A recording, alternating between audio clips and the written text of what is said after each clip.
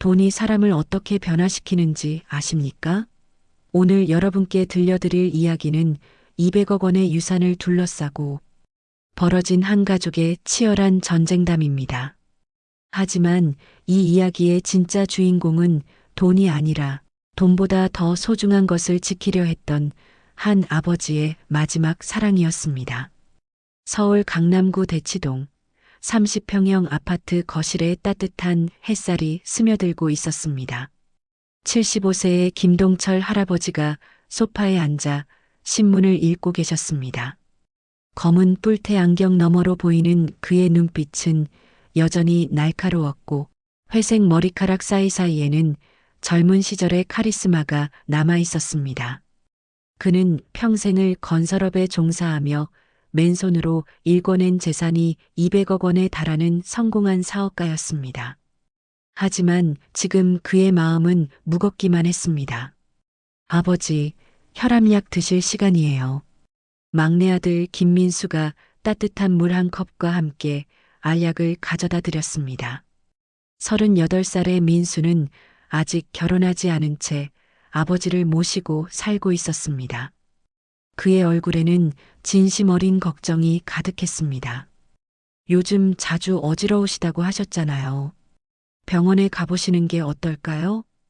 동철은 약을 받아들며 막내 아들의 손을 가볍게 잡았습니다. 괜찮다. 나이 들면 다 그런 거야. 하지만 그의 목소리에는 쓸쓸함이 배어 있었습니다. 그때 현관문이 요란하게 열리는 소리가 들렸습니다. 아버지, 계세요? 큰아들 김대수의 목소리였습니다. 43살의 대수는 중견기업에서 과장으로 일하고 있었지만 최근 회사 사정이 어려워지면서 늘 돈 걱정에 시달리고 있었습니다. 그는 거실로 들어오자마자 아버지 앞에 무릎을 꿇고 앉았습니다. 아버지, 제가 말씀드릴 게 있어요. 그의 얼굴에는 절박함이 역력했습니다. 회사에서 명예퇴직을 권유하고 있어요. 퇴직금만으로는 아이들 대학 등록금도 문제고. 동철은 큰아들의 말을 조용히 들으며 고개를 끄덕였습니다. 얼마나 필요한데? 5천만 원만. 정말 마지막 부탁입니다. 대수의 목소리가 떨리고 있었습니다. 동철이 답을 주저하고 있을 때 또다시 현관문이 열렸습니다. 이번에는 둘째 아들 김형수였습니다. 40살의 형수는 작은 사업을 하고 있었지만 최근 부도 위기에 몰려 있었습니다. 형도 와 있네. 나도 아버지께 말씀드릴 일이. 형수의 얼굴에는 큰형과 비슷한 절망감이 어려 있었습니다. 사업 자금이 부족해서 3천만 원만 빌려주시면 꼭 갚아드릴게요. 동철은 두 아들의 얼굴을 번갈아 바라보며 깊은 한숨을 내쉬었습니다. 민수야, 너도 필요한 거 있니?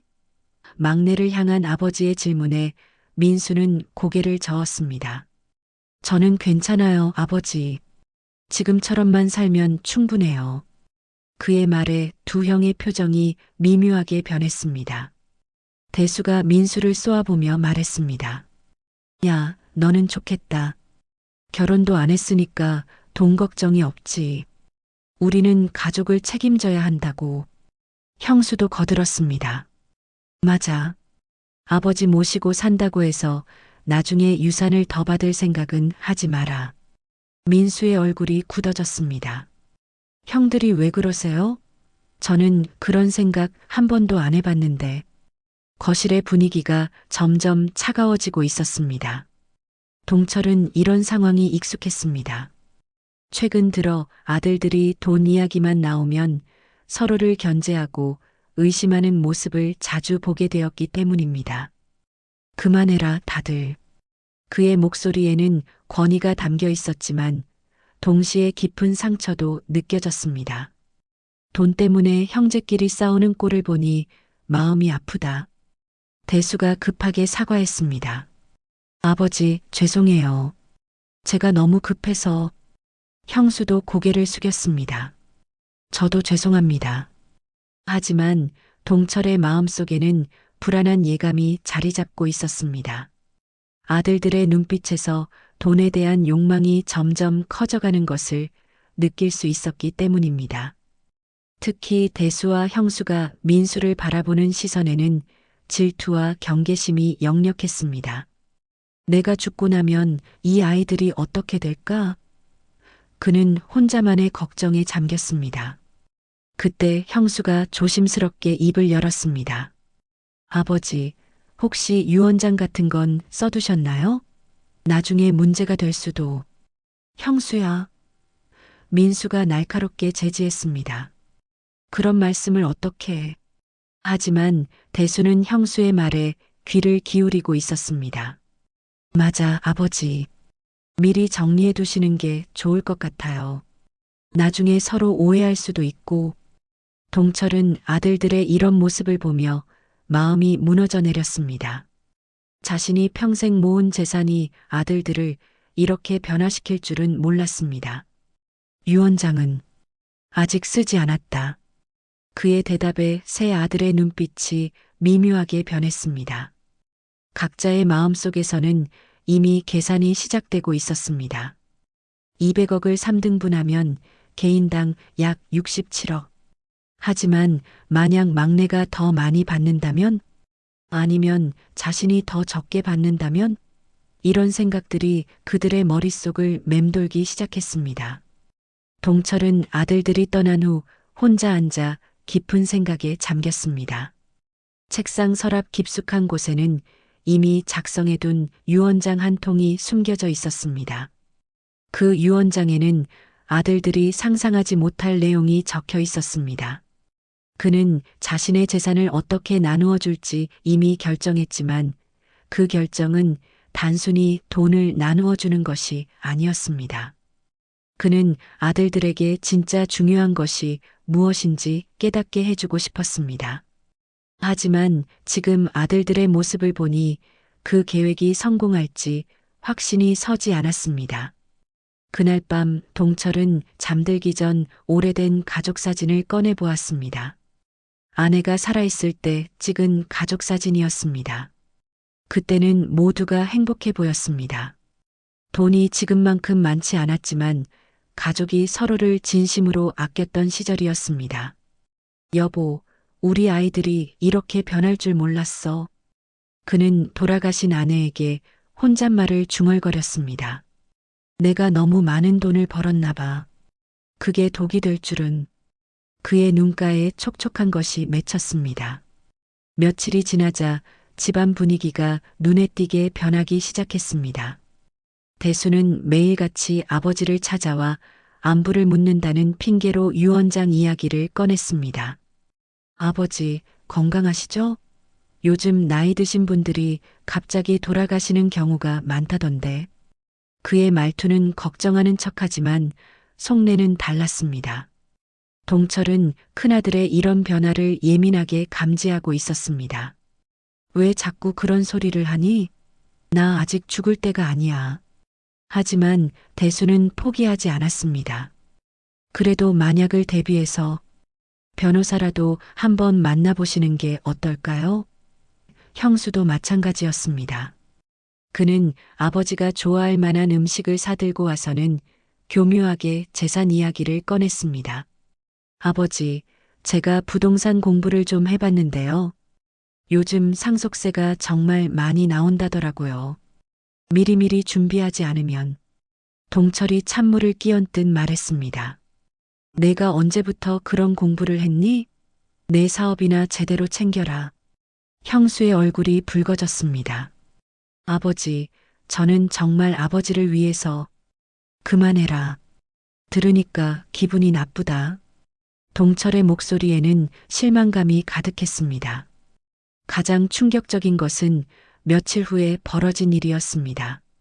동철이 화장실에 가려고 복도를 지나가다가 우연히 대수와 형수가 부엌에서 나누는 대화를 들게 되었습니다. 형, 아버지가 언제까지 버티실까? 형수의 목소리였습니다. 모르지. 하지만 건강이 예전 같지 않은 건 확실해. 요즘 자주 어지러워 하시잖아. 대수의 대답에 동철의 심장이 철렁 내려앉았습니다. 문제는 민수야. 제가 아버지랑 같이 살면서 얼마나 많은 영향을 미치고 있을지. 맞아. 나도 그게 걱정이야. 혹시 아버지가 민수에게 더 많이 줄 수도 있어. 동철은 그 자리에서 몸이 굳어버렸습니다. 자신의 아들들이 자신의 죽음을 기다리고 있다는 사실을 깨달았기 때문입니다. 더 충격적인 것은 그들이 막내 민수까지 의심하고 있다는 것이었습니다. 우리가 뭔가 대책을 세워야 해. 이대로 가다간 형수의 말이 이어졌습니다. 민수가 모든 걸 다 가져갈 수도 있어. 아버지를 모신다는 명목으로 말이야. 대수가 고개를 끄덕였습니다. 그러면 안 되지. 우리도 아버지를 위해 평생 살아왔는데. 동철은 조용히 자신의 방으로 돌아와 문을 닫았습니다. 그의 손이 떨리고 있었습니다. 평생을 사랑으로 키운 아들들이 이런 생각을 하고 있다는 게 믿어지지 않았습니다. 그는 책상 서랍을 열어 숨겨둔 유언장을 꺼내 보았습니다. 그 유언장에는 단순히 재산 분배만 적혀 있는 게 아니었습니다. 각 아들에게 주어진 특별한 조건들이 있었고 그 조건들을 통과해야만 진짜 상속을 받을 수 있게 되어 있었습니다. 하지만 지금 아들들의 모습을 보니 그 조건들이 얼마나 의미가 있을지 의문이 들기 시작했습니다. 다음 날 아침 민수가 아버지에게 아침 식사를 가져다 드렸습니다. 아버지, 어젯밤에 잠 못 주무셨어요? 얼굴이 많이 피곤해 보이세요. 민수의 진심 어린 걱정에 동철의 마음이 조금 누그러졌습니다. 적어도 막내만큼은 아직 순수한 마음을 가지고 있다고 생각했기 때문입니다. 괜찮다. 나이가 들면 잠이 안 오는 법이야. 그때 민수가 조심스럽게 말했습니다. 아버지, 형들이 요즘 자주 오시잖아요. 혹시 무슨 일 있으신 건 아니죠?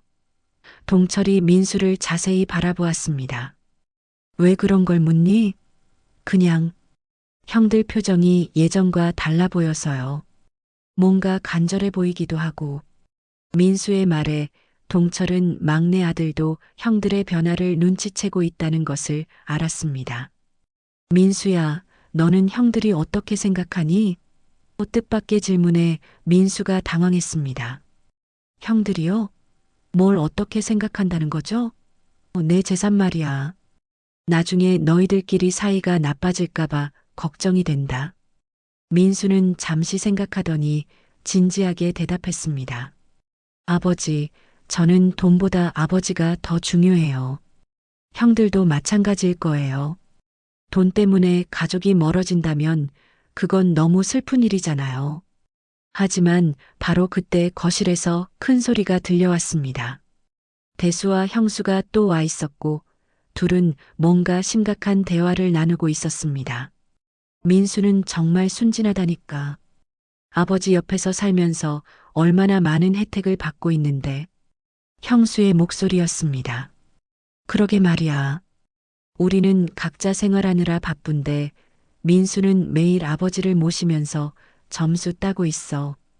대수가 맞장구 쳤습니다. 민수의 얼굴이 창백해졌습니다. 자신도 모르게 형들에게 미움을 받고 있었던 것입니다. 동철은 이 모든 상황을 지켜보며 마음을 굳혔습니다.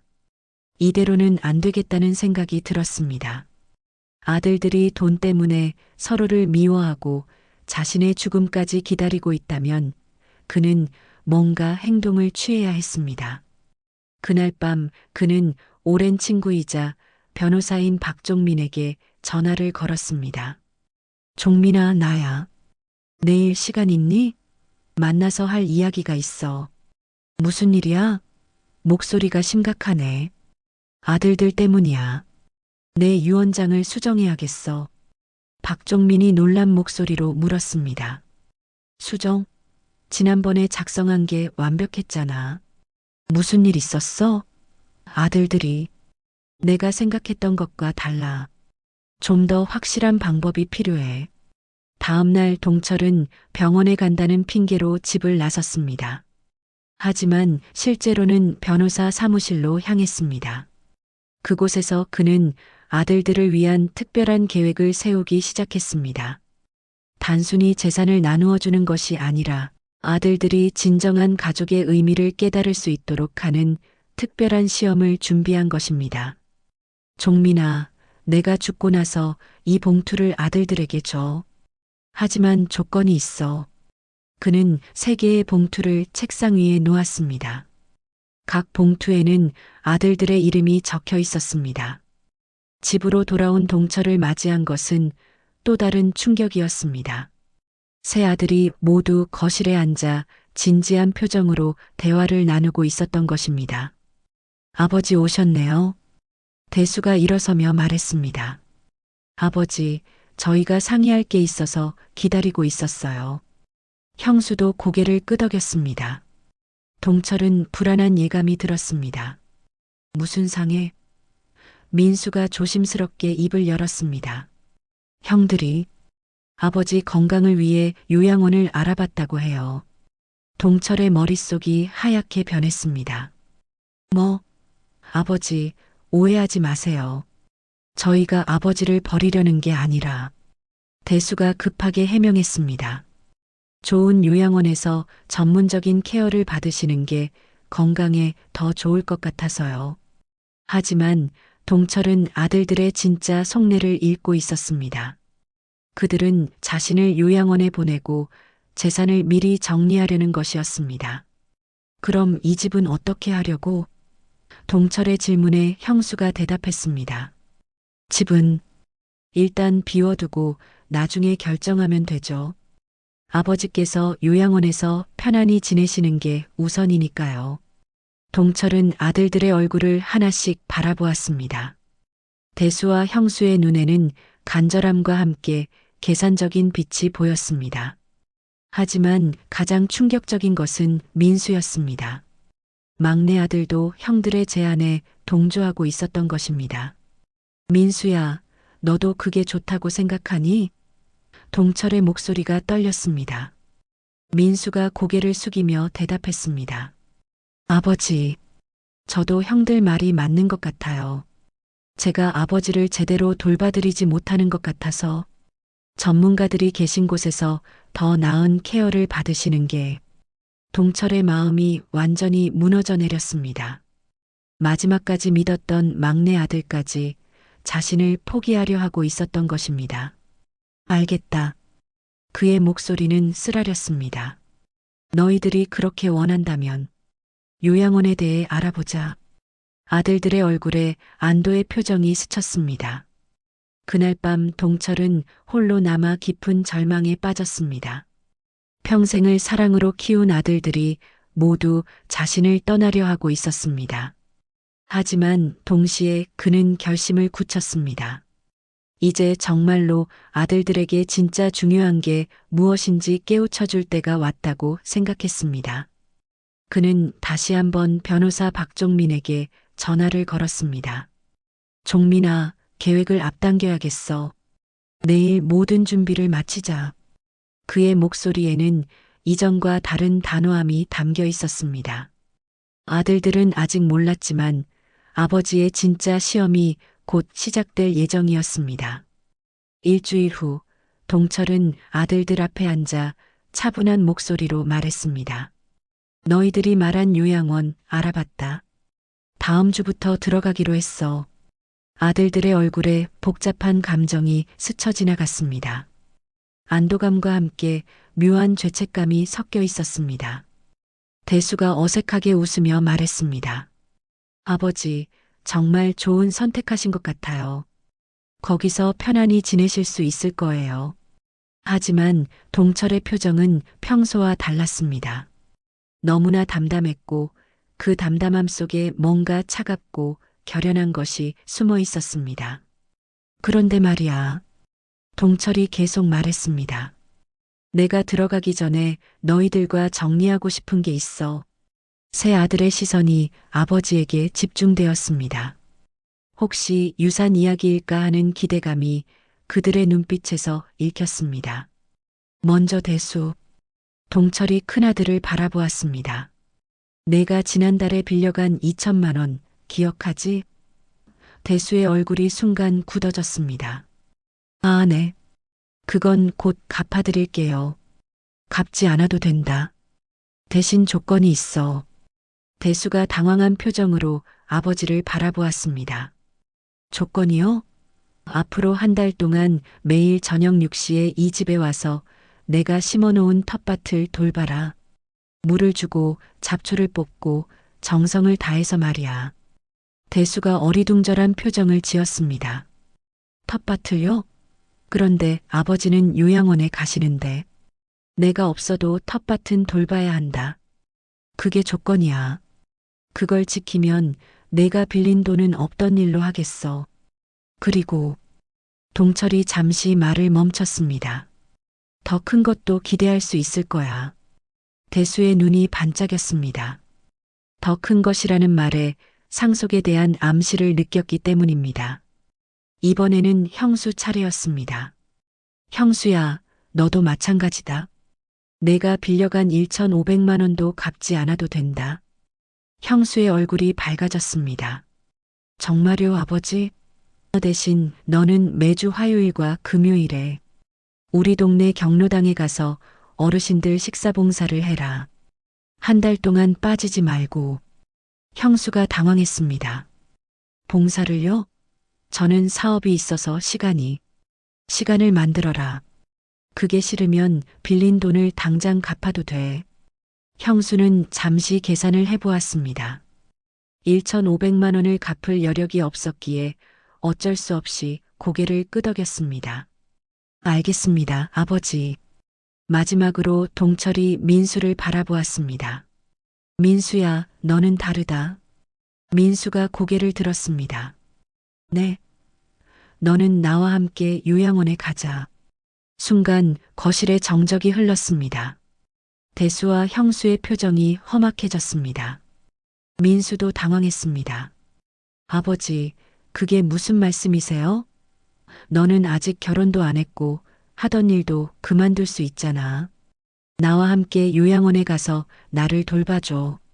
대수가 급하게 나섰습니다. 아버지, 그건 안 되죠. 민수도 자기 인생이 있는데 왜 안 되니? 내가 요양원에 보내자고 했으면서. 동철의 제안에 형수도 격하게 반응했습니다. 아버지, 민수가 요양원에 같이 들어가면 그럼 민수만 아버지 옆에서 계속 있게 되잖아요. 그들의 속내가 드러나는 순간이었습니다. 결국 그들이 걱정하는 것은 아버지의 건강이 아니라 민수가 더 많은 유산을 받을 것에 대한 질투였던 것입니다. 동철은 이런 반응을 예상했다는 듯 조용히 웃었습니다. 그래, 이제 본심이 나오는구나.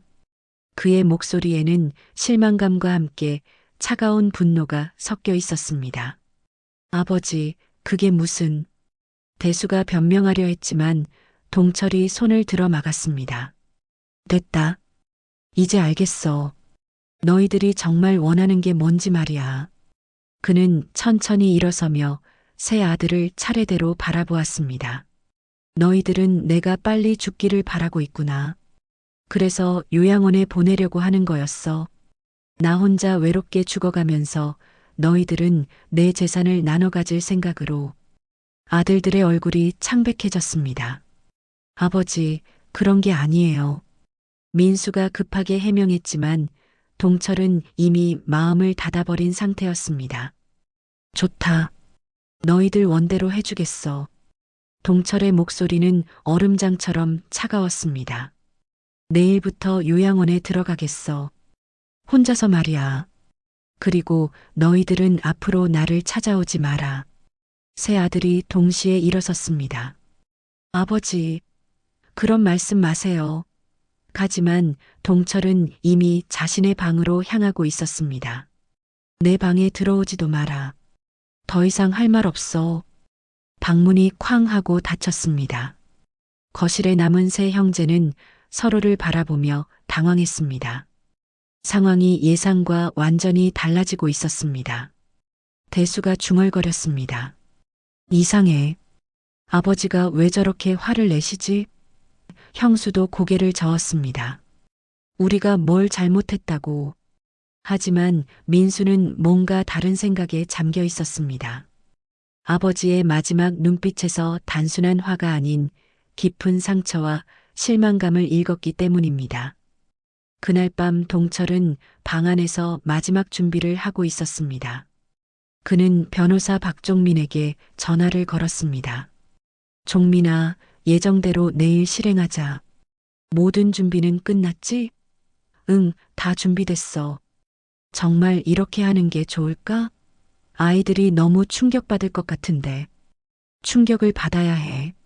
그래야 정신을 차리지. 동철의 목소리는 단호했습니다. 내가 준비한 3개의 봉투, 내일 저녁에 아이들에게 전해줘. 정확히 6시에. 알겠어. 그런데 정말 대괄호 안에 써진 대로 실행할 거야? 물론이야. 이제 아이들이 진짜 무엇이 소중한지 깨달을 때야. 다음 날 오전, 동철은 조용히 집을 나섰습니다. 아들들에게 인사도 하지 않은 채였습니다. 민수가 아침 식사를 준비하고 아버지를 찾았을 때는 이미 방이 비어 있었습니다. 책상 위에는 간단한 쪽지 하나만 남겨져 있었습니다. 요양원에 들어간다. 찾아오지 마라. 앞으로 연락도 하지 말고. 민수의 손이 떨렸습니다. 이런 식으로 헤어질 줄은 몰랐기 때문입니다.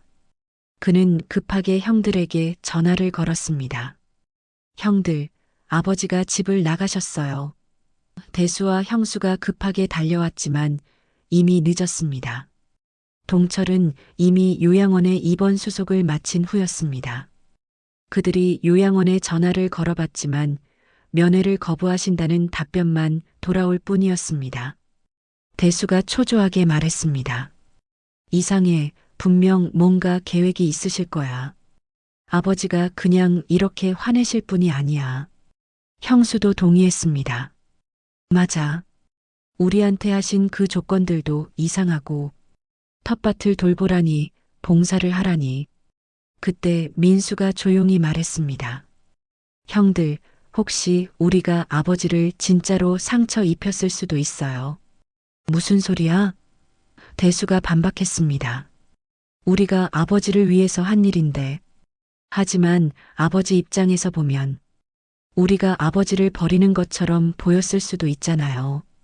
민수의 말에 형수가 말끔히 웃었습니다. 그런 게 아니야. 아버지도 다 아실 거야. 우리가 아버지를 사랑한다는 걸.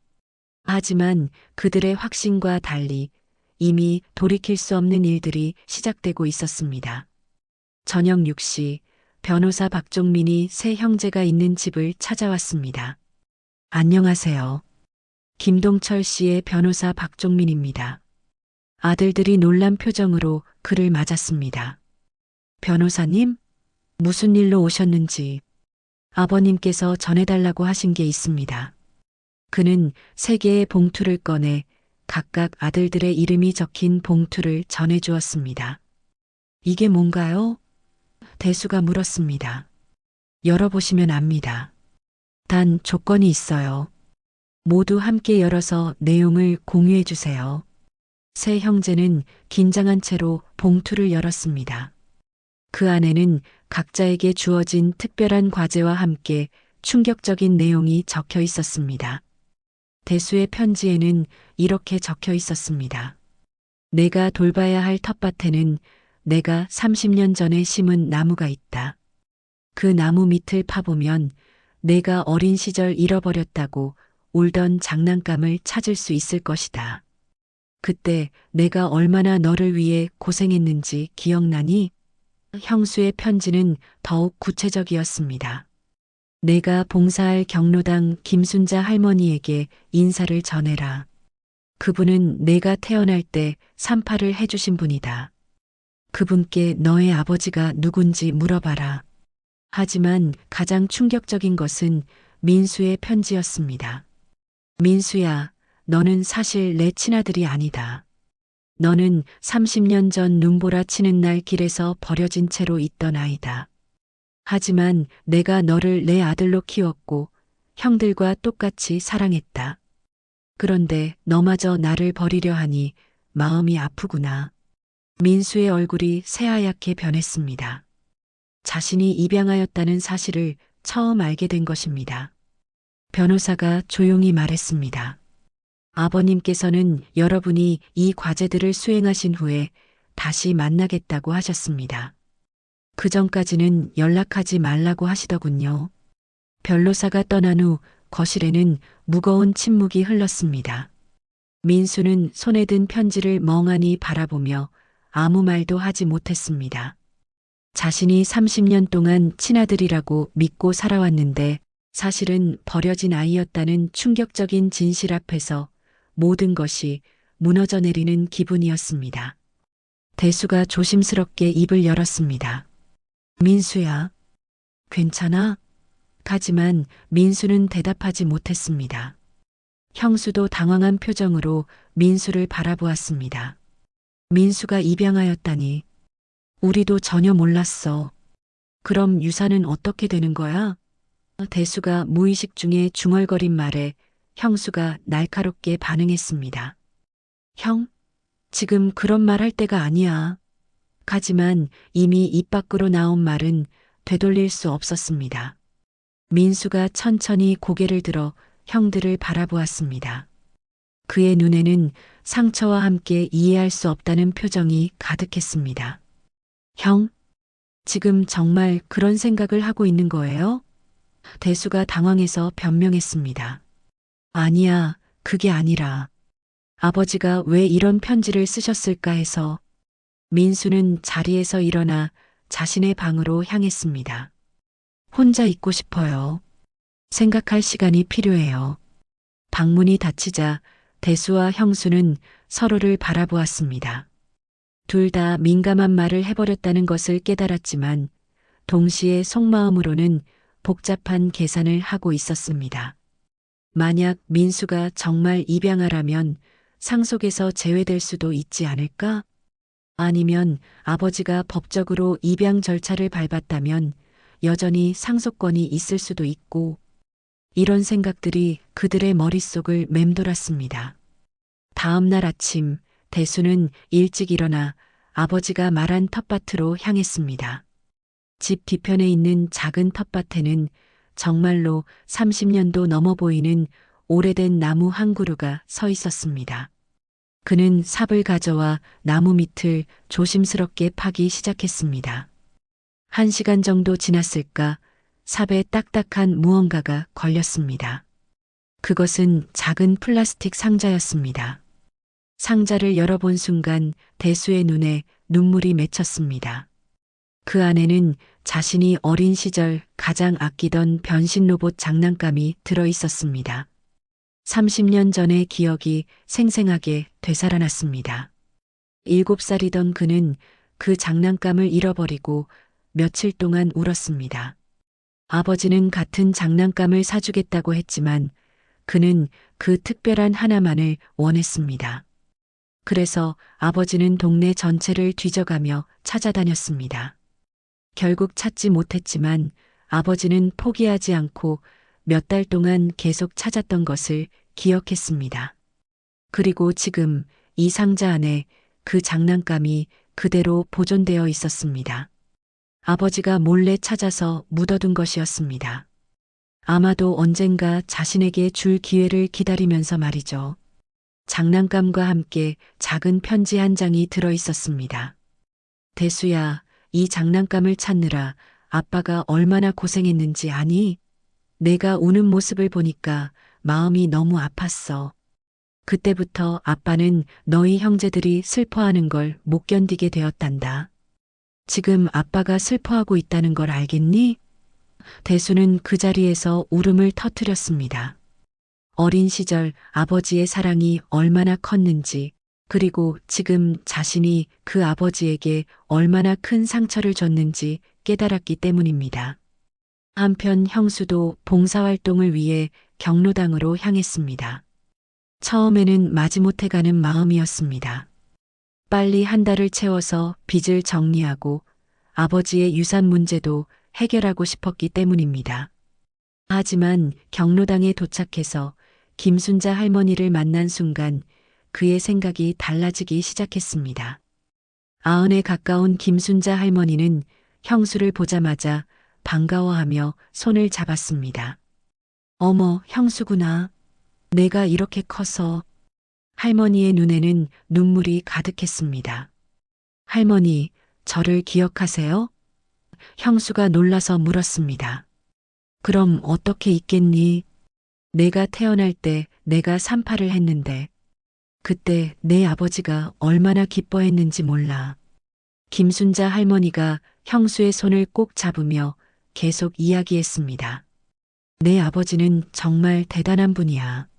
내가 태어날 때 병원비가 없어서 걱정했는데 그분이 몇 날 며칠을 공사장에서 밤새워 일해서 돈을 마련했어. 그리고 내가 태어나자마자 내 아들이 세상에서 가장 소중하다고 하면서 울었단다. 할머니의 말을 들으며 형수의 마음이 무너져 내렸습니다. 아버지가 자신을 위해 얼마나 많은 것을 희생했는지 생각해 본 적이 없었습니다. 그저 당연한 것으로 여겼던 아버지의 사랑이 사실은 얼마나 간절하고 치열했는지 깨닫게 되었습니다. 할머니, 제가 아버지한테 너무 못했어요.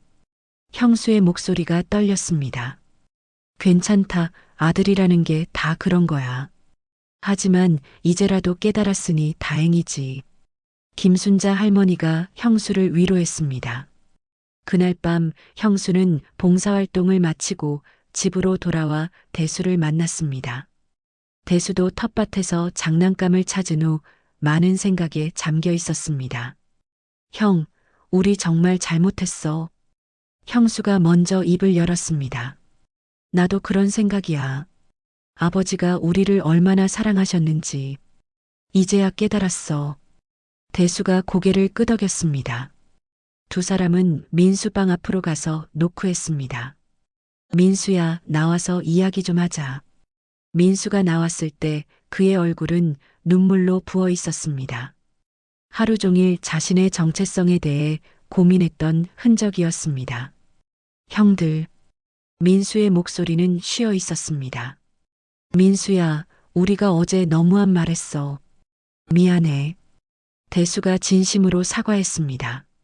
내가 입양하든 친아들이든 상관없어. 우리는 30년 동안 한 형제로 살아왔잖아. 형수도 거들었습니다. 맞아. 그리고 아버지도 너를 친아들과 똑같이 사랑하셨어. 그게 가장 중요한 거야. 민수는 형들의 말에 조금 위로받았습니다. 하지만 여전히 혼란스러웠습니다. 형들, 저는 어떻게 해야 할까요? 아버지가 저한테만 특별한 조건을 안 주셨잖아요. 대수가 생각해 보더니 말했습니다. 아버지가 내게 따로 조건을 안 주신 건 내가 이미 아버지를 위해 충분히 하고 있다고 생각하셨기 때문일 거야. 형수도 동의했습니다. 맞아.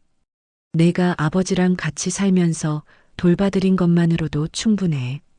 하지만 그때 민수가 뜻밖의 말을 했습니다. 형들, 저는 결심했어요. 아버지를 찾아뵙고 싶어요. 하지만 아버지가 만나지 말라고 하셨잖아. 대수가 걱정스럽게 말했습니다. 그래도 가야겠어요.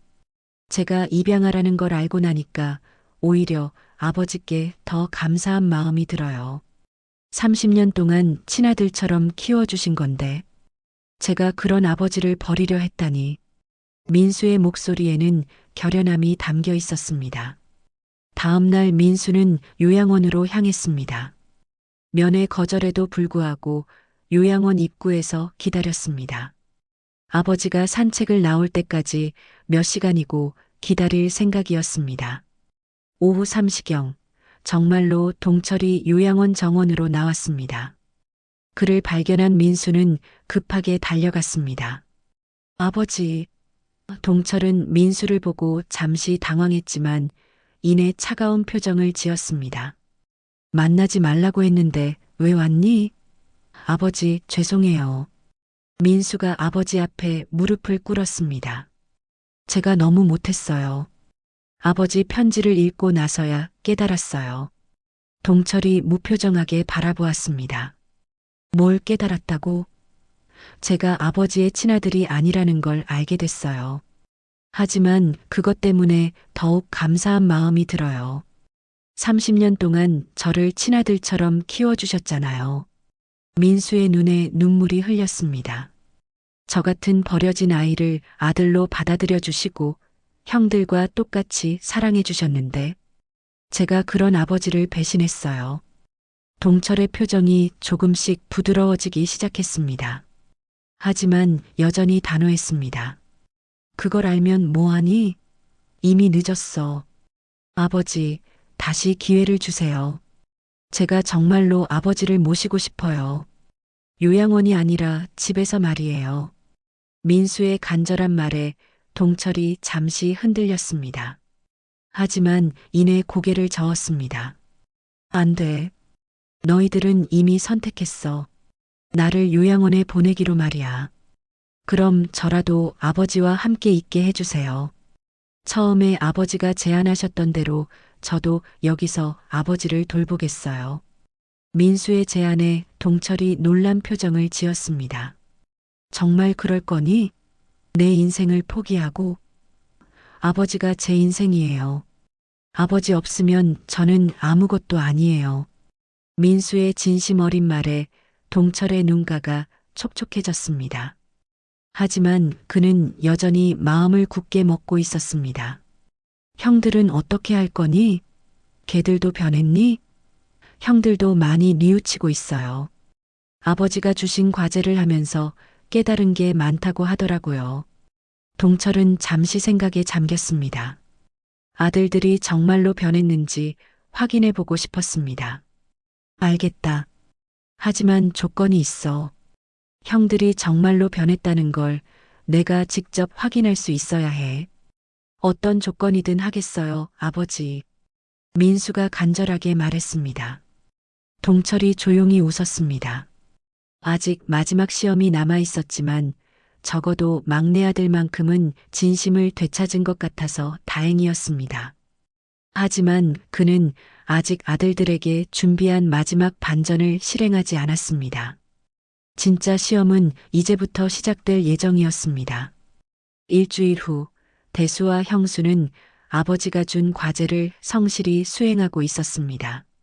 대수는 매일 저녁 텃밭을 돌보며 아버지에 대한 그리움을 키워나갔고 형수는 경로당에서 봉사하며 삶의 진정한 의미를 깨달아가고 있었습니다. 하지만 그들이 모르는 사이에 뜻밖의 복병이 나타나고 있었습니다. 바로 대수의 아내 박미영이었습니다. 그녀는 남편이 매일 저녁 시아버지 집에 가서 텃밭을 돌보는 모습을 보며 점점 불만이 쌓여가고 있었습니다. 당신 정말 이상해졌어. 미영이 저녁 준비를 하며 날카롭게 말했습니다. 아버님은 요양원에 계시는데 왜 자꾸 그 집에 가서 흙장난을 하는 거야? 대수가 피곤한 표정으로 설명했습니다. 아버지가 부탁하신 일이야. 이해해줘. 이해하라고. 당신 지금 실업자 신세인데 그런 일이나 하고 있을 때야? 미영의 목소리가 점점 높아졌습니다. 아이들 학원비, 대출 이자, 생활비. 이 모든 걸 어떻게 해결할 건데? 대수는 아내의 말에 마음이 무거워졌습니다. 현실적으로 미영의 말이 맞았기 때문입니다. 하지만 아버지와의 약속을 어길 수는 없었습니다. 조금만 기다려줘. 아버지가 분명 뭔가 계획이 있으실 거야. 계획? 혹시 유산 때문에 그러는 거야? 미영의 눈빛이 번뜩였습니다. 당신 지금 아버님 비위 맞춰서 상속 많이 받으려고 하는 거 아니야? 대수가 당황해서 부인했습니다. 그런 게 아니야. 정말 아버지에 대한 마음이. 거짓말하지 마. 평소에 아버님한테 그렇게 관심 없더니 갑자기 왜 이래? 그때 미영이 폭탄 선언을 했습니다. 알았어. 당신이 그렇게 나올 거면 나도 할 말 있어. 그녀가 가방에서 서류 뭉치를 꺼냈습니다. 이게 뭔지 알아? 대수가 서류를 받아보니 부동산 등기부등본이었습니다. 이건 아버님 집 등기부등본이야. 내가 구청에 가서 떼어왔어. 미영의 얼굴에는 차갑고 계산적인 표정이 떠올랐습니다. 아버님이 그 집을 언제 누구 명의로 해뒀는지 확인했거든. 대수의 얼굴이 창백해졌습니다. 당신이 왜 그런 걸? 당연히 확인해 봐야지. 우리 가족 미래가 걸린 문제인데. 미영이 서류를 펼치며 설명했습니다. 지금 그 집은 아버님 단독 명의야. 하지만 문제는 민수 이름으로 된 통장에 매달 관리비가 나간다는 거야. 이미 민수가 사실상 그 집 주인 행세를 하고 있다고. 대수가 당황해서 말했습니다. 그건 민수가 아버지를 모시느라. 모신다고? 웃기지 마. 지금 아버님은 요양원에 계신다고. 미영의 말에 대수도 점점 의심이 들기 시작했습니다. 아버지가 요양원에 계신데 민수가 왜 아직도 그 집에서 살고 있는지, 그리고 왜 하필 민수에게만 특별한 조건을 주지 않았는지. 당신도 이제 알겠지? 민수가 얼마나 교묘한지 말이야. 미영이 계속 부추겼습니다. 아버님을 요양원에 보내놓고 자기는 그 집에서 편안히 살면서 나중에 유산까지 독차지하려는 거야. 한편 형수도 비슷한 압박을 받고 있었습니다. 그의 사업 파트너인 강대호가 찾아와 다그쳤습니다. 형수야, 정신 차려. 지금이 언제라고 봉사활동이나 하고 있어? 강대호는 현실적인 사업가였습니다. 우리 회사가 곧 부도날 판인데 경로당에서 밥이나 퍼주고 있을 때가 아니라고. 형수가 변명했습니다. 아버지와 약속한 일이라서. 약속? 그 약속이 돈을 벌어다 줄 수 있어? 강대호가 냉소적으로 웃었습니다. 형수야, 현실을 봐. 내 아버지가 200억이나 되는 재산을 가지고 계신다며? 강대호의 눈에 욕심이 번뜩였습니다. 지금 아버지 비위 맞추는 것도 좋지만 확실한 건 확보해둬야지. 확실한 게 뭐야? 형수가 물었습니다. 당장 아버지한테 가서 사업자금 지원을 요청하라고. 3억만 있으면 우리 회사를 살릴 수 있어. 그럼 나중에 상속받을 때도 유리하고. 강대호의 제안은 그럴듯해 보였습니다. 아버지도 내가 사업을 성공시키는 걸 원하실 거 아냐? 형수는 강대호의 말에 점점 설득당하고 있었습니다. 경로당에서 봉사하며 깨달은 아버지의 사랑도 중요하지만 현실적으로 당장 부도 위기를 넘겨야 했기 때문입니다. 하지만 아버지가 지금 만나주실까? 그럼 민수를 통해서라도 연락해봐. 민수가 아직 아버지랑 가장 가깝잖아. 강대호가 깨었습니다. 민수한테 부탁하면 아버지를 설득해 줄 거야. 그날 밤 대수와 형수는 각자 집에서 잠 못 이루는 밤을 보냈습니다. 아내와 사업 파트너의 말이 계속 머릿속을 맴돌았습니다. 특히 민수에 대한 의심이 점점 커져갔습니다. 정말로 민수가 모든 것을 독차지하려는 계획인 걸까? 아버지가 민수에게만 특별한 조건을 주지 않은 것도 이미 민수를 후계자로 정했기 때문인 걸까? 이런 생각들이 그들의 마음을 어둡게 만들어갔습니다. 다음 날 오전 대수가 형수에게 전화를 걸었습니다. 형수야, 시간 있으면 만날 수 있어? 왜? 무슨 일이야? 민수 때문에 할 얘기가 있어. 형수도 비슷한 고민을 하고 있던 터라 바로 만나자고 했습니다. 두 사람은 집 근처 카페에서 만나 서로의 속내를 털어놓았습니다. 형, 혹시 이상하다고 생각 안 해? 아버지가 민수한테만 특별한 조건을 안 주신 건 말이야. 형수가 먼저 의심을 드러냈습니다.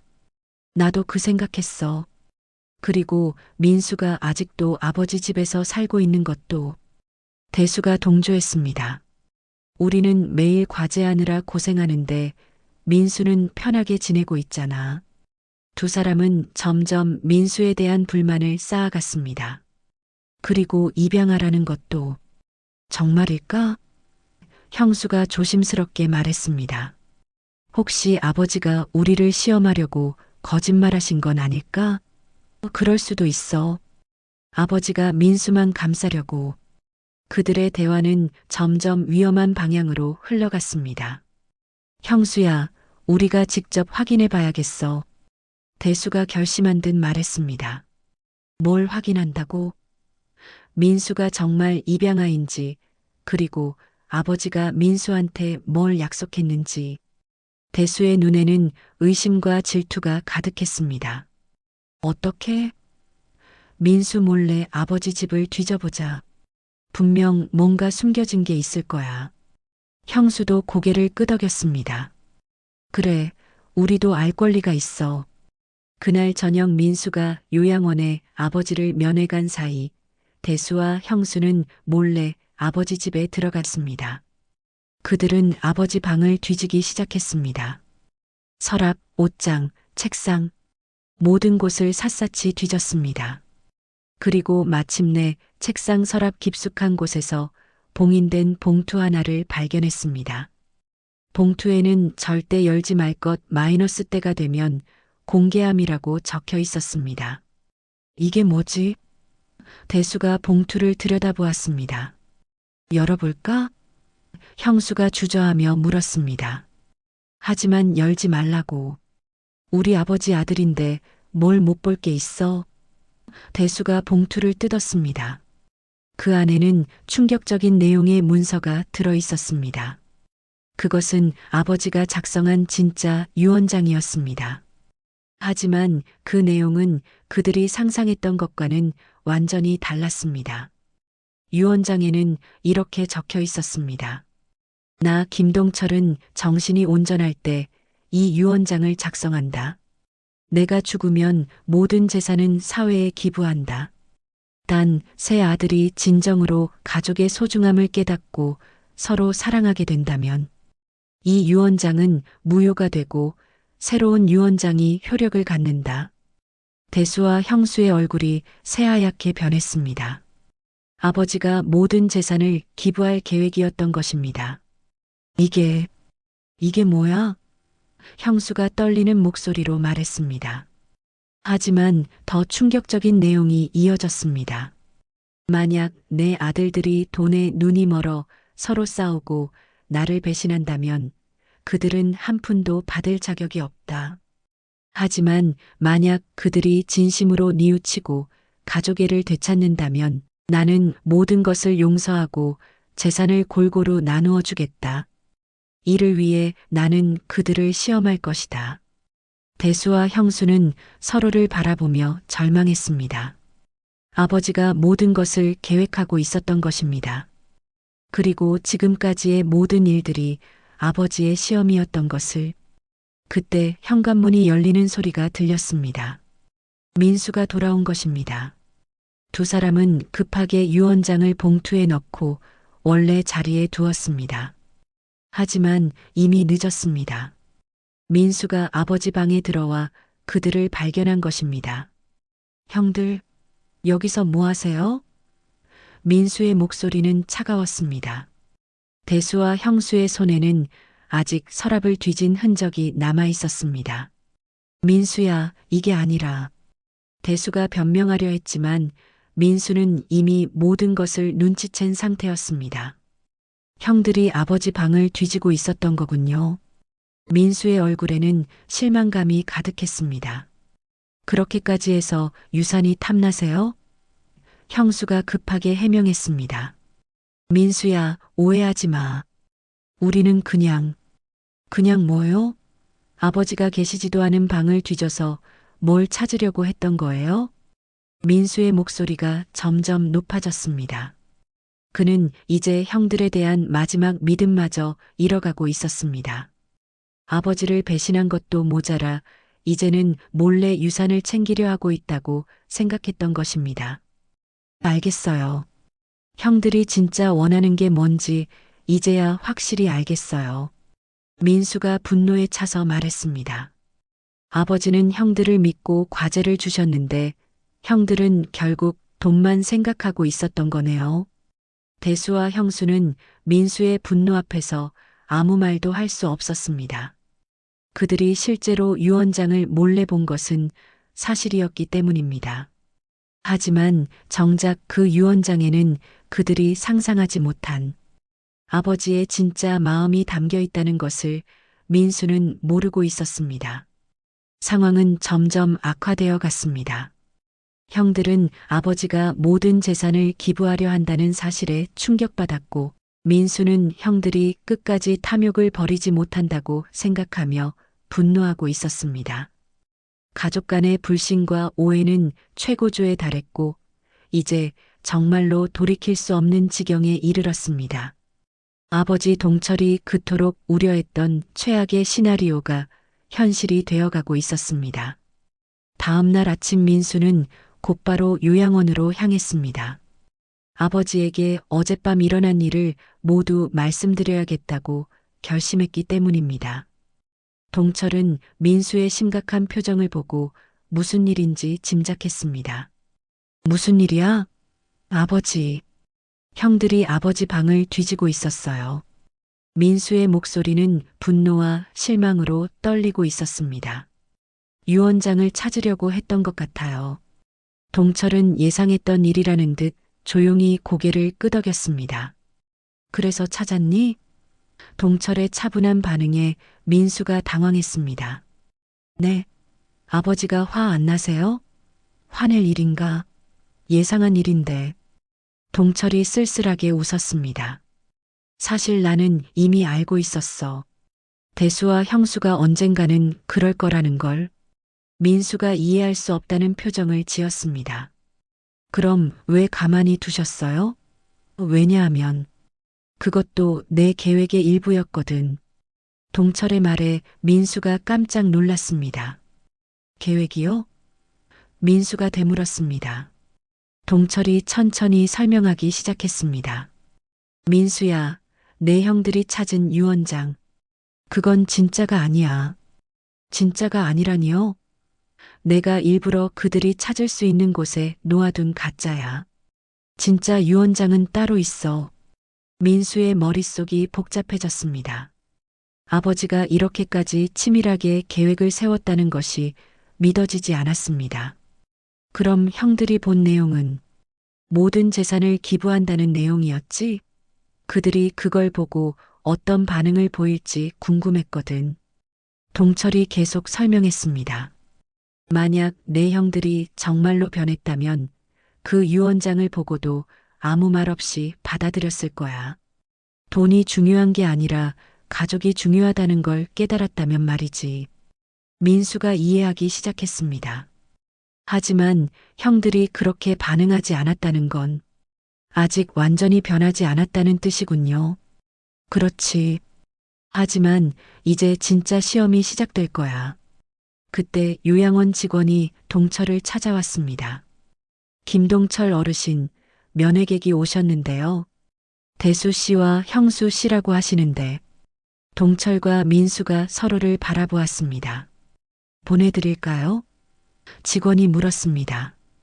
동철이 잠시 생각하더니 고개를 끄덕였습니다. 들어오라고 해. 민수가 걱정스럽게 물었습니다. 아버지, 괜찮으세요? 이제 모든 걸 정리할 때가 왔어. 몇 분 후 대수와 형수가 들어왔습니다. 그들의 얼굴은 밤새 고민한 흔적으로 가득했습니다.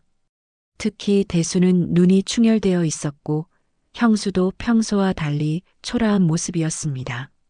아버지, 대수가 조심스럽게 입을 열었습니다. 저희가 말씀드릴 게 있어요. 나도 너희들에게 할 말이 있다. 동철의 목소리는 차갑고 단호했습니다. 아버지, 저희가 어젯밤에 형수가 고백하려 했지만 동철이 손을 들어 막았습니다. 내 방을 뒤진 일 말이지? 대수와 형수의 얼굴이 새하얗게 변했습니다. 이미 아버지가 모든 걸 알고 있었던 것입니다. 죄송합니다, 아버지. 대수가 고개를 숙였습니다. 변명의 여지가 없어요. 형수도 따라서 사과했습니다. 정말 죄송해요. 하지만 동철의 다음 말은 예상 밖이었습니다. 유언장 내용은 확인했니? 두 사람이 당황한 표정으로 서로를 바라보았습니다. 아버지가 직접 유언장 이야기를 꺼낼 줄은 몰랐기 때문입니다. 네, 맞습니다. 대수가 힘없이 대답했습니다. 그래서 어떻던가? 내가 모든 재산을 기부한다고 되어 있었지? 네. 형수도 고개를 숙였습니다. 그럼 이제 너희들의 진심을 들어보자. 동철이 두 아들을 번갈아 바라보며 말했습니다. 내가 모든 재산을 기부한다면 어떤 기분이니? 대수가 힘들게 입을 열었습니다. 처음에는 충격이었어요. 솔직히 실망도 했고요. 그의 정직한 답변에 동철이 고개를 끄덕였습니다. 그래, 솔직하게 말하는 게 낫다. 형수도 뒤를 이었습니다. 저도 마찬가지였어요. 가족들 생각을 안 하시는 건 아닌가 싶기도 했고, 하지만 대수가 계속 말했습니다. 하지만 밤새 생각해보니 아버지 돈이니까 아버지 마음대로 하실 권리가 있어요. 형수도 동의했습니다. 맞아요. 그리고 우리가 지금까지 아버지한테 얼마나 못했는지 생각하니까 부끄러워서 얼굴을 들 수가 없어요. 두 사람의 말에 진심이 담겨 있다는 것을 동철도 느꼈습니다. 정말 그렇게 생각하니? 동철이 다시 물었습니다. 네, 아버지. 대수가 확신에 찬 목소리로 답했습니다.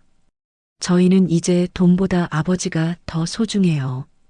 지난 일주일간 과제를 하면서 깨달았어요. 아버지가 저희를 얼마나 사랑하셨는지. 형수도 거들었습니다. 아버지께서 기부를 원하신다면 저희도 찬성이에요. 대신 아버지만 저희 곁에 계셔주세요. 동철의 표정이 조금씩 부드러워지기 시작했습니다. 하지만 아직 마지막 시험이 남아 있었습니다. 그럼 내가 하나만 더 물어볼게. 그가 민수를 가리키며 말했습니다. 민수가 입양하라는 걸 알았지? 그럼 상속에서 민수를 제외해야 한다고 생각하니? 순간 거실에 정적이 흘렸습니다. 이것이 진짜 시험이었습니다. 대수가 먼저 답했습니다. 아니요, 아버지. 민수는 30년간 우리 가족이었어요. 피가 섞이지 않았다고 해서 가족이 아닌 건 아니죠. 형수도 힘주어 말했습니다. 맞아요. 오히려 민수가 저희보다 아버지를 더 잘 모셨어요. 당연히 똑같이 상속받아야죠. 두 사람의 답변에 동철의 눈가가 촉촉해졌습니다. 드디어 아들들이 진정한 가족의 의미를 깨달은 것 같았습니다. 하지만 그때 예상치 못한 일이 벌어졌습니다. 민수가 갑자기 일어서며 말했습니다. 저는 상속 포기할게요. 모든 사람이 민수를 바라보았습니다. 민수야, 갑자기 왜? 대수가 당황해서 물었습니다. 저는 아버지께서 키워주신 것만으로도 충분해요. 그리고 입양아인 제가 아버지 재산을 받는 건 떳떳하지 않은 것 같아요. 민수의 말에 동철이 놀란 표정을 지었습니다. 민수야, 그런 말하지 마. 형수가 급하게 말했습니다. 너도 우리 가족이야. 당연히 받을 권리가 있어. 대수도 거들었습니다. 맞아. 우리가 너를 형제로 인정하는데 왜 그런 말을 해? 하지만 민수는 고개를 저었습니다. 아니에요. 저는 그냥 아버지만 건강하시면 그걸로 충분해요. 민수의 순수한 마음에 모든 사람이 감동받았습니다. 동철이 천천히 일어서서 새 아들을 바라보았습니다. 그의 눈에는 눈물이 가득했습니다. 얘들아. 그의 목소리가 떨렸습니다. 너희들이 이렇게 변할 줄 몰랐다. 그는 잠시 말을 멈추고 감정을 추스렸습니다. 사실 내가 너희들에게 거짓말을 했다. 새 아들이 의아한 표정으로 아버지를 바라보았습니다. 거짓말이요? 대수가 물었습니다. 동철이 깊은 한숨을 내쉬며 말했습니다. 민수야, 너는 입양아가 아니야. 순간 모든 사람이 충격에 휩싸였습니다. 네. 민수가 어리둥절한 표정을 지었습니다. 내가 30년 전에 쓴 편지야. 너를 더 소중하게 생각하게 만들고 싶어서 그런 거짓말을 했어. 동철의 고백에 민수의 다리에 힘이 빠져 주저앉았습니다. 그럼 저는 정말 아버지의 친아들인 거예요? 민수의 목소리가 떨렸습니다. 그럼 너는 내 소중한 막내 아들이야. 형들과 똑같은 내 피를 나눈 아들이고. 동철의 말에 민수가 울음을 터뜨렸습니다. 대수와 형수도 안도의 한숨을 내쉬었습니다. 그들도 민수가 진짜 가족이라는 사실에 더욱 기뻤습니다. 그리고 또 하나 고백할 게 있어. 동철이 계속 말했습니다. 너희들이 본 유언장도 가짜야. 내가 일부러 너희들을 시험하려고 만든 거였어. 이번에는 대수와 형수가 놀랐습니다. 진짜 유언장에는 뭐라고 되어 있어요? 형수가 조심스럽게 물었습니다. 동철이 따뜻한 미소를 지으며 답했습니다. 내 모든 재산을 새 아들이 사이좋게 3등분해서 가져라. 단 서로 사랑하고 도우며 살아라. 새 아들의 얼굴에 기쁨이 스며들었습니다. 하지만 무엇보다 그들을 행복하게 만든 건 아버지의 사랑을 다시 확인했다는 사실이었습니다. 아버지, 대수가 감격해서 말했습니다. 정말 죄송해요. 그리고 감사해요. 형수와 민수도 눈물을 흘리며 고개를 끄덕였습니다. 하지만 동철의 시험은 아직 끝나지 않았습니다. 그에게는 마지막으로 아들들에게 들려줄 가장 중요한 이야기가 남아 있었습니다. 동철이 새 아들의 얼굴을 차례로 바라보며 깊은 한숨을 내쉬었습니다. 그의 표정에는 이제까지 보지 못했던 무거운 그림자가 드리워져 있었습니다. 얘들아, 내가 너희들에게 마지막으로 말해야 할 게 있어. 새 아들이 긴장한 채로 아버지를 바라보았습니다. 무언가 중대한 이야기가 나올 것 같은 예감이 들었기 때문입니다. 사실, 내가 이렇게 너희들을 시험한 진짜 이유가 따로 있었어. 진짜 이유요? 민수가 조심스럽게 물었습니다. 동철이 주머니에서 작은 약병을 꺼내 보였습니다. 그 약병에는 췌장암 3기라는 라벨이 붙어 있었습니다. 새 아들의 얼굴이 순식간에 창백해졌습니다. 아버지, 이게 뭐예요? 대수의 목소리가 떨렸습니다. 3개월 전에 진단받았어. 의사 말로는 길어야 6개월이라고 하더구나.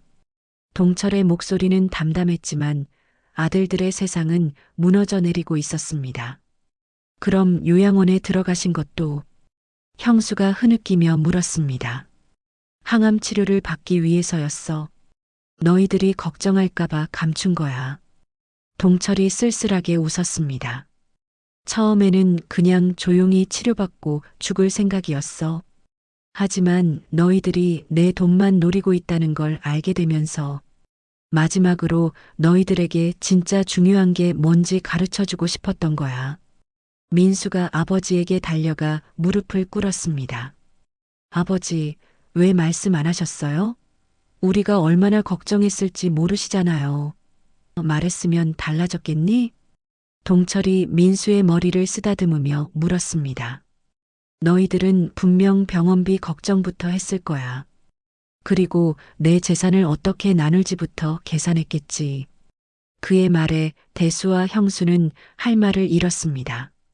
실제로 그럴 가능성이 높았기 때문입니다. 하지만 이제는 다르지? 너희들이 정말로 변했다는 걸 확인했으니까. 동철의 눈에는 만족스러운 빛이 어려 있었습니다. 아버지, 치료는 계속 받으실 거죠? 대수가 간절하게 물었습니다. 의사가 뭐라고 하든 포기하시면 안 돼요. 형수도 거들었습니다.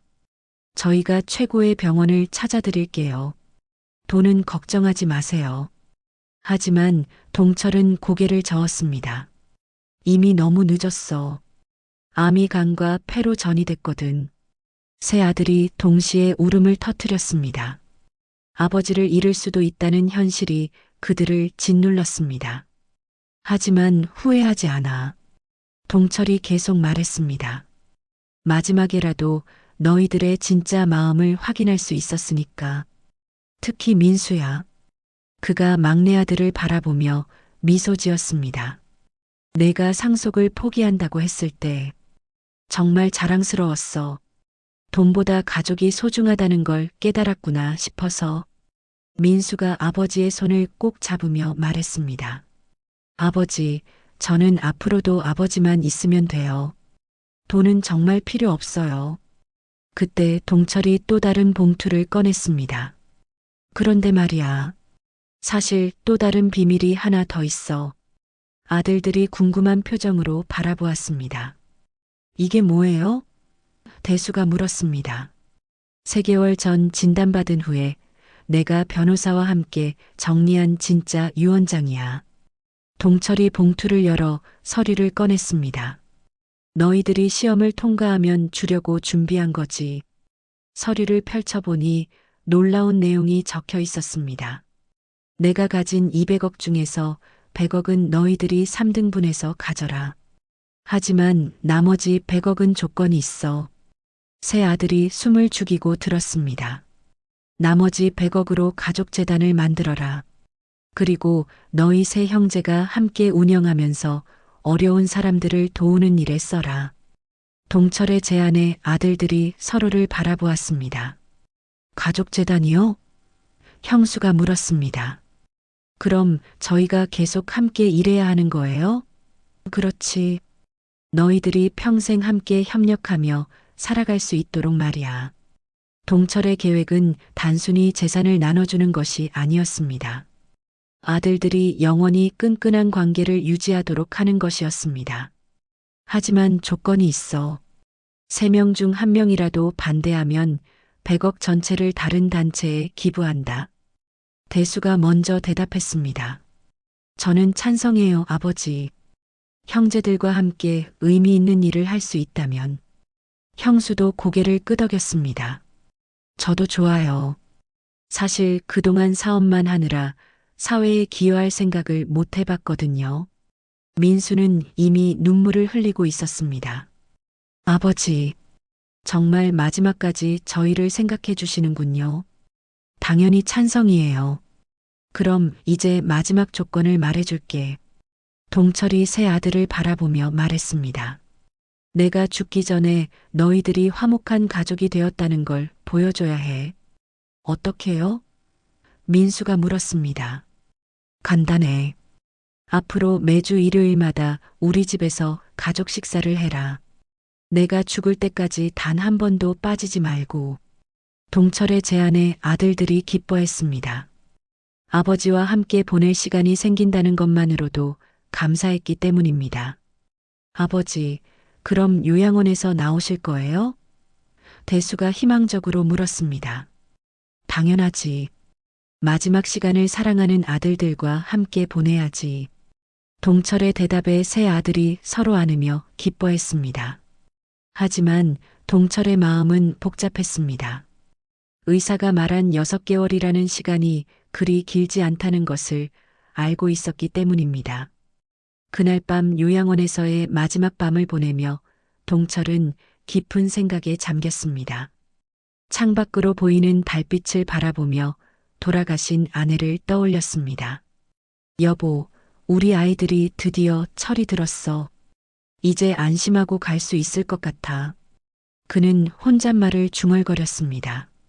하지만 마음 한편으로는 아들들에게 아직 말하지 못한 마지막 비밀이 하나 더 있었습니다. 다음 날 아침 세 아들이 함께 아버지를 모시러 왔습니다. 그들의 얼굴에는 이제까지 볼 수 없었던 진심 어린 효심이 가득했습니다. 아버지, 집에 가요. 민수가 휠체어를 가져왔습니다. 휠체어는 왜? 동철이 물었습니다. 아버지 몸이 안 좋으시니까 편하게 모시고 가려고요. 대수가 설명했습니다. 동철은 아들들의 세심한 배려에 감동했습니다. 집으로 가는 차 안에서 형수가 말했습니다. 아버지, 저희가 집안을 다시 정리해뒀어요. 아버지가 편하게 지내실 수 있도록. 그리고 간병인도 구했어요. 대수가 덧붙였습니다. 24시간 아버지를 돌봐드릴 수 있도록. 하지만 동철은 고개를 저었습니다. 간병인은 필요 없어. 너희들이 있는데 뭘. 하지만 아버지, 내가 원하는 건 너희들의 정성이야. 전문가의 도움이 아니라. 집에 도착하자 정말로 집안이 깔끔하게 정리되어 있었습니다. 아들들이 밤새워 청소하고 정리한 흔적이 역력했습니다. 특히 아버지 방에는 새 침구와 함께 아들들이 어린 시절 아버지께 그려드린 그림들이 벽에 걸려 있었습니다. 이걸 어디서 찾았니? 동철이 감동해서 물었습니다. 아버지가 서랍 깊숙이 보관하고 계셨잖아요. 민수가 웃으며 대답했습니다. 30년 동안 버리지 않고 간직해 주셔서 감사해요. 그날 저녁 첫 번째 가족 식사가 열렸습니다. 오랜만에 네 가족이 함께 둘러앉아 식사하는 모습은 평화롭기 그지없었습니다. 대수가 아버지께 밥을 떠드렸고 형수는 아버지가 좋아하는 반찬을 정성스럽게 만들어 왔습니다. 민수는 아버지 옆에 앉아 자주 안부를 물었습니다. 동철은 이런 모습을 보며 마음이 따뜻해졌습니다. 얘들아, 동철이 식사를 마친 후 말했습니다. 내가 너희들에게 마지막으로 부탁할 게 있어. 세 아들이 귀를 기울였습니다. 내가 죽고 나서도 이런 가족 모임을 계속해줘. 매주 일요일마다 말이야. 당연히 그렇게 할게요, 아버지. 대수가 약속했습니다. 그리고 서로 도우며 살아라. 형제끼리 싸우는 일은 없어야 해. 네, 아버지. 세 아들이 한 목소리로 대답했습니다. 하지만 동철에게는 아직 하나 더 숨긴 비밀이 있었습니다. 그것은 아들들에게 말할까 말까 고민하고 있던 가장 중요한 이야기였습니다. 사실 그가 평생 모은 200억 원의 재산 중 상당 부분은 아들들을 위해 미리 준비해 둔 것이었습니다. 그는 젊은 시절부터 아들들 각자의 성격과 재능을 파악해서 각자에게 맞는 사업이나 투자를 몰래 준비해 왔던 것입니다. 하지만 이 사실을 말해야 할지 고민이었습니다. 자칫하면 아들들이 또다시 계산적으로 변할 수도 있기 때문이었습니다. 그날 밤 동철은 마지막 결정을 내렸습니다. 아들들이 진심으로 변했다는 것을 확신했지만 그래도 마지막 시험을 하나 더 해보고 싶었습니다.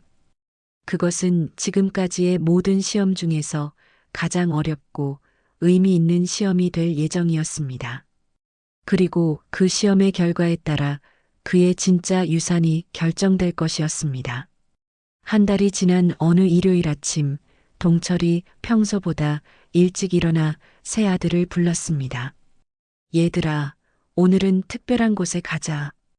아들들이 궁금해하며 모였습니다. 어디요, 아버지? 민수가 물었습니다. 너희들이 어렸을 때 자주 놀러 갔던 한강공원 말이야. 마지막으로 함께 가보고 싶어? 동철의 말에 아들들은 기꺼이 동의했습니다. 요즘 아버지의 몸 상태가 눈에 띄게 약해지고 있어서 함께 보내는 시간이 더욱 소중했기 때문입니다. 한강공원에 도착한 네 가족은 벤치에 나란히 앉아 강물을 바라보았습니다. 30년 전과 똑같은 자리였습니다. 기억나니? 대수가 6살 때 여기서 연을 날리다가 강에 빠뜨렸던 일 말이야. 동철이 추억을 되살렸습니다. 그때 아버지가 바지를 걷고 강물에 들어가서 연을 건져주셨죠. 대수가 웃으며 말했습니다. 그리고 형수는 여기서 자전거를 처음 탔고 민수는 여기서 첫걸음마를 뗐어. 아들들의 얼굴에 따뜻한 미소가 번졌습니다. 아버지, 그때가 정말 행복했어요. 형수가 감회에 젖어 말했습니다. 돈이 지금만큼 많지 않았지만 가족이 함께라서 행복했죠. 동철이 고개를 끄덕였습니다. 그래, 그때가 진짜 행복이었어. 돈이 많아지니까 오히려 행복이 멀어지더구나. 민수가 아버지의 손을 잡으며 말했습니다. 아버지, 이제는 다시 그런 행복을 찾았어요. 비록 늦었지만요. 그때 동철이 가방에서 두꺼운 봉투를 꺼냈습니다. 얘들아, 내가 너희들에게 줄 진짜 선물이 있어. 새 아들이 호기심 어린 눈으로 바라보았습니다. 또 무슨 시험이세요? 대수가 반쯤 농담으로 물었습니다. 이번엔 시험이 아니야. 진짜 선물이지. 동철이 봉투를 열어 서류들을 꺼냈습니다. 이게 뭔가요? 형수가 물었습니다. 30년 전부터 내가 너희들을 위해 준비한 거야. 동철이 설명하기 시작했습니다. 대수야, 너는 어릴 때부터 건축에 관심이 많았지? 그래서 아버지가 몰래 건축 관련 회사 주식을 사모았어. 지금 시가로 50억 정도 돼. 대수의 눈이 커졌습니다. 정말요? 그리고 형수야, 너는 사업 감각이 뛰어나더구나. 그래서 유망한 스타트업들에 투자해뒀어. 지금 70억 정도의 가치가 있을 거야. 형수도 믿을 수 없다는 표정이었습니다. 민수야, 너는 착한 마음씨를 가졌으니까 사회복지 관련 재단을 운영할 수 있도록 60억을 따로 준비해뒀어. 민수가 감격해서 울음을 터뜨렸습니다. 아버지, 언제부터 이런 준비를 하셨어요? 너희들이 태어난 순간부터야. 각자의 재능과 성격을 보면서 미래를 준비한 거지. 동철의 말에 아들들은 할 말을 잃었습니다. 아버지의 사랑이 얼마나 깊고 오래되었는지 새삼 깨달았기 때문입니다. 그럼 200억은? 대수가 조심스럽게 물었습니다. 그건 덤이야. 너희들이 진짜 화목해지는 걸 확인하고 나서 주려고 한 거고. 동철이 웃으며 설명했습니다. 사실 너희들은 이미 각자 부자가 될 준비가 다 되어 있었어. 단지 가족의 소중함을 몰랐을 뿐이지. 형수가 고개를 숙이며 말했습니다. 아버지, 저희가 정말 바보였어요. 이미 가진 게 이렇게 많았는데. 하지만 가장 중요한 건 이거야. 동철이 마지막 서류를 꺼내 보였습니다. 이건 뭐예요? 민수가 물었습니다. 가족 헌법이야. 내가 직접 만든 거지. 서류에는 가족 간의 약속들이 적혀 있었습니다. 첫째, 형제는 평생 서로 돕는다. 둘째, 매주 일요일 가족 모임을 갖는다. 셋째, 돈 때문에 싸우지 않는다. 넷째, 부모의 가르침을 잊지 않는다. 아들들이 하나씩 읽어내려가며 고개를 끄덕였습니다. 이 헌법을 지키는 조건으로 내가 준비한 모든 재산을 너희들에게 주겠어. 동철의 제안에 새 아들이 주저없이 동의했습니다. 당연히 지킬게요, 아버지. 대수가 먼저 말했습니다. 평생 지키겠어요. 형수와 민수도 약속했습니다. 동철은 아들들의 진심을 확신하며 만족스럽게 웃었습니다. 그날 오후 집으로 돌아와 가족회의를 열었습니다. 자, 이제 구체적인 계획을 세워보자. 동철이 말했습니다. 가족재단 설립은 어떻게 진행할까? 저희가 다 준비하겠어요, 아버지. 민수가 대답했습니다. 아버지는 편히 계시기만 하세요. 하지만 동철은 고개를 저었습니다. 아니야, 내가 살아있는 동안은 함께 할 거야. 내 마지막 프로젝트니까. 다음 달부터 김동철 가족재단 설립 작업이 본격적으로 시작되었습니다. 대수는 건축 관련 장학 사업을, 형수는 창업 지원 프로그램을, 민수는 소외계층 지원 사업을 각각 담당하기로 했습니다. 동철은 병상에서도 재단 운영에 적극적으로 참여했습니다. 아들들과 함께 의미 있는 일을 한다는 생각에 오히려 건강이 조금씩 좋아지는 것 같았습니다. 6개월 후 의사들도 놀랄 만큼 동철의 상태가 안정되었습니다. 완치는 아니지만 예상보다 훨씬 오래 버틸 수 있을 것 같다는 진단이 나왔습니다. 기적이에요. 담당 의사가 말했습니다. 아마도 정신적인 안정감이 큰 도움이 된 것 같네요. 동철은 이 모든 것이 아들들과 화해한 덕분이라고 확신했습니다. 사랑하는 가족과 함께하는 기쁨이 그에게 생명력을 주고 있었습니다. 재단이 정식으로 출범한 날 작은 축하 파티가 열렸습니다. 친척들과 지인들이 모여 축하해 주었습니다. 특히 변호사 박종민이 감동적인 축사를 했습니다. 동철 형이 아들들에게 준 가장 큰 유산은 돈이 아니라 가족의 소중함이었습니다. 이보다 더 값진 유산은 없을 것입니다. 동철은 박종민의 말에 깊이 공감했습니다. 그날 밤 동철은 아들들을 불러 마지막 당부를 했습니다. 얘들아, 내가 언젠가 죽더라도 슬퍼하지 마라. 아들들이 항의했지만 그는 계속 말했습니다. 대신 오늘처럼 행복한 기억을 간직하며 살아라. 그리고 너희들의 자녀들에게도 이런 사랑을 전해줘라. 민수가 아버지 손을 잡으며 약속했습니다. 아버지, 우리는 아버지가 가르쳐 주신 사랑을 평생 잊지 않을게요. 1년이 지난 현재, 김동철은 여전히 세 아들과 함께 살고 있습니다. 비록 몸은 많이 약해졌지만 마음은 그 어느 때보다 평화롭습니다. 매주 일요일 가족 식사는 빠짐없이 계속되고 있고 가족재단은 이미 수백 명의 사람들에게 도움을 주었습니다. 대수는 건축 장학생들을 위한 멘토링을 하고 있고 형수는 성공적인 창업 지원 프로그램을 운영하고 있습니다. 민수는 소외계층을 위한 복지시설을 확장해 나가고 있습니다. 무엇보다 세 형제의 관계는 그 어느 때보다 돈독합니다. 이제 그들은 서로의 성공을 진심으로 기뻐하고 어려울 때는 언제든지 도와줍니다. 돈에 대한 욕심은 온데간데 없이 사라졌고 대신 가족에 대한 사랑과 사회에 대한 책임감이 그 자리를 차지했습니다. 어느 날 저녁 동철이 세 아들에게 말했습니다. 너희들 덕분에 내 인생이 정말 행복했어. 대수가 대답했습니다. 아니에요, 아버지. 아버지 덕분에 저희가 진짜 행복을 찾았어요. 형수도 거들었습니다.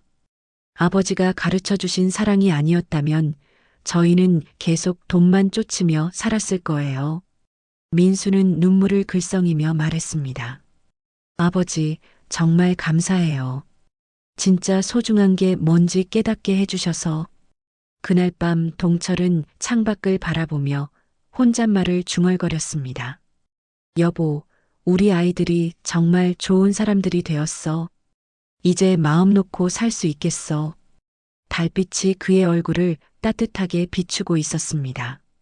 그는 자신이 아들들에게 남겨줄 수 있는 가장 소중한 유산은 돈이 아니라 사랑이라는 것을 확신했습니다.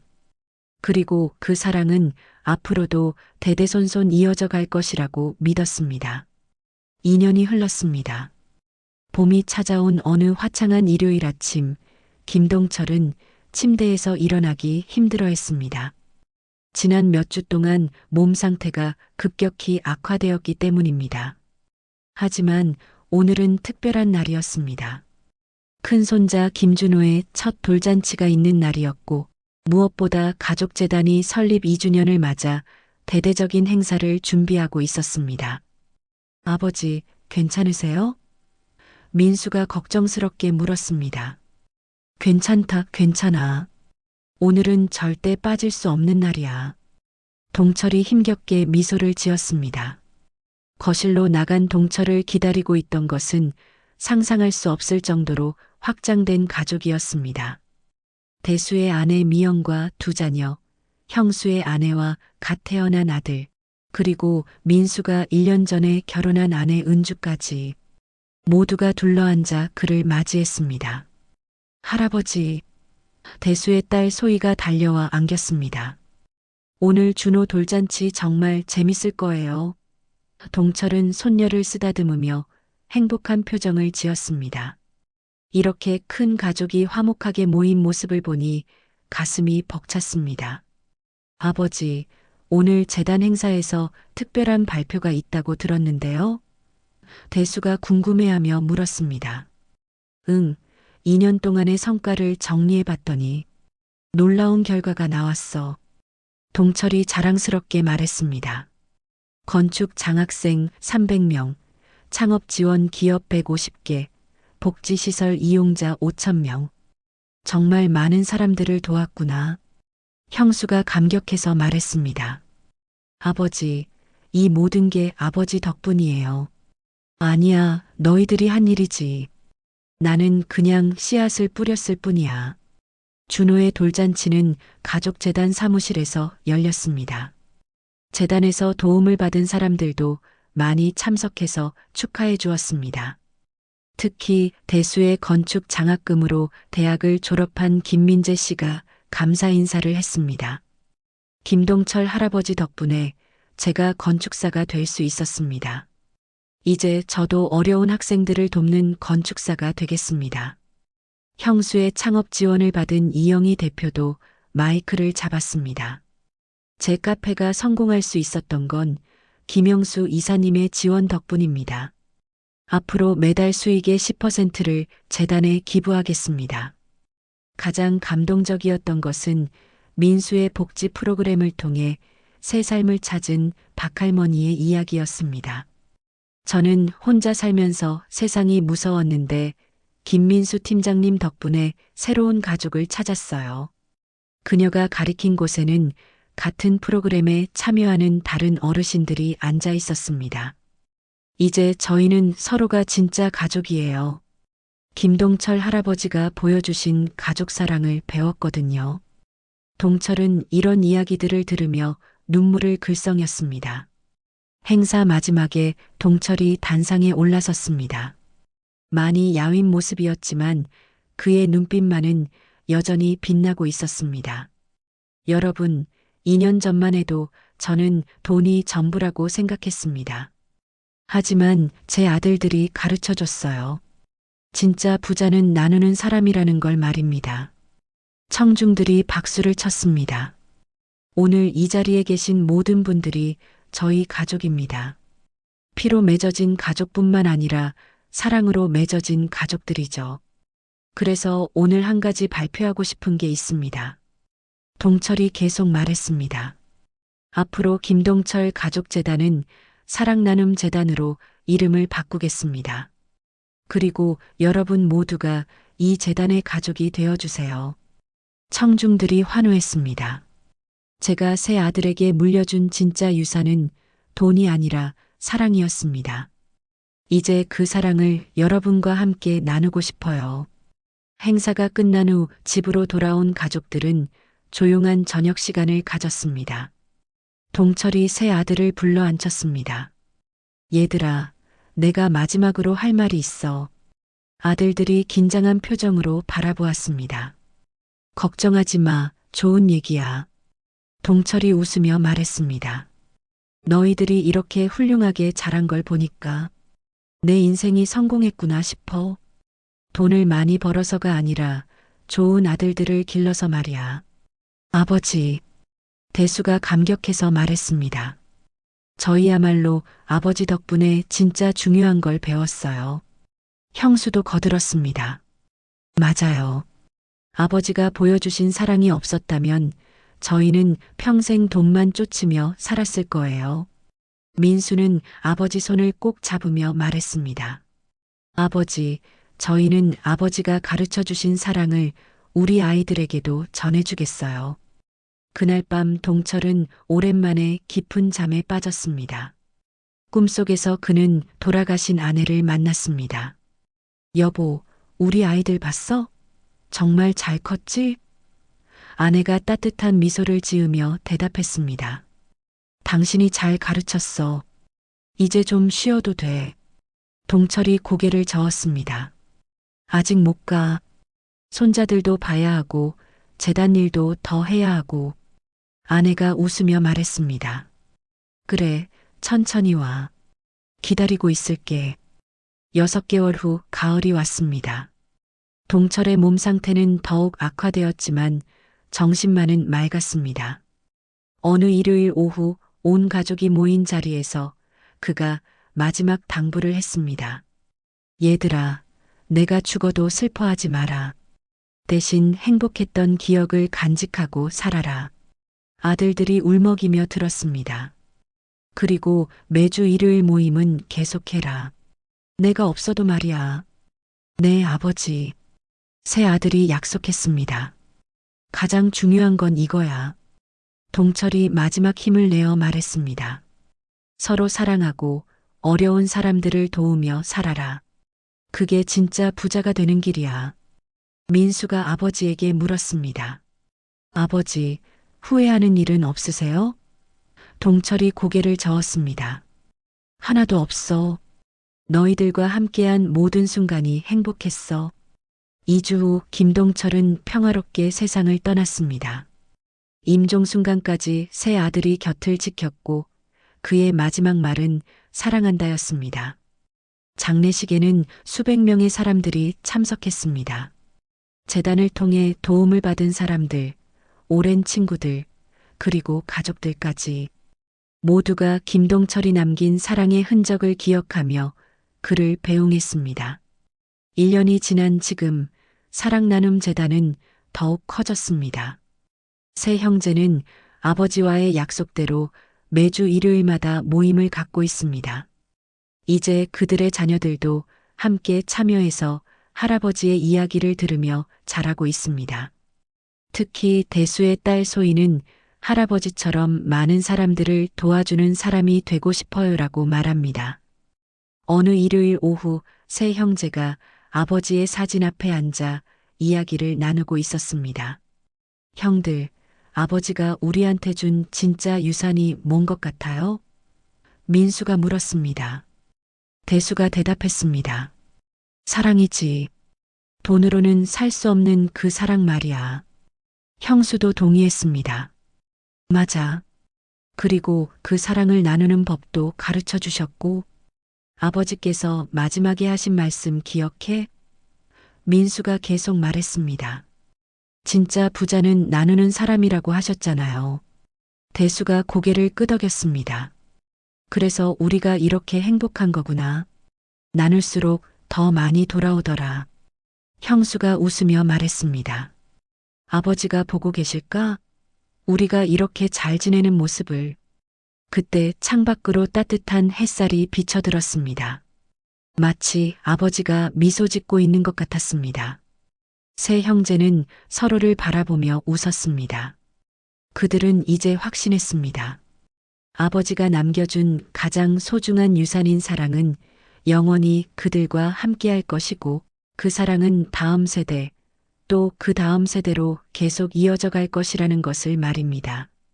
지금도 매주 일요일이면 김동철의 집에서는 온 가족이 모여 식사를 합니다. 빈 의자 하나가 아버지 자리에 놓여 있지만 그 자리는 결코 비어 있지 않습니다. 아버지의 사랑과 가르침이 그 자리를 가득 채우고 있기 때문입니다. 그리고 그 사랑은 앞으로도 김동철 가족의 가장 소중한 유산으로 남아있을 것입니다. 돈이 사람을 변화시킬 수 있지만 진정한 사랑은 사람을 더 아름답게 만듭니다.